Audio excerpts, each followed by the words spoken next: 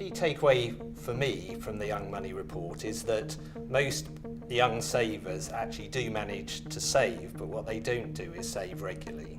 If there's one thing that I'd like to change about the industry, it is that the industry communicates to young people in the ways that they communicate with each other, and that's doing much more through digital and much more through your smartphone.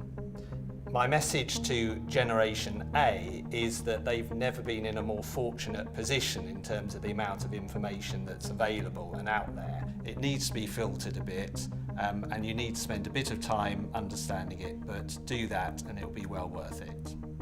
I think the industry can appear very old-fashioned and distant, and I think we've got to learn to speak to people and transact with them in the way that they are increasingly doing it now, and that's online and that's through their phones.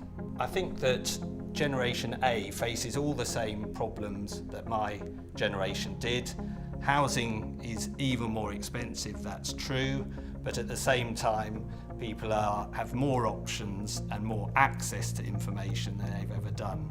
I think the fact is that people have more ways to spend their money, and therefore saving is harder, but it's always been tough and you've always needed to give something up to get something back in the future.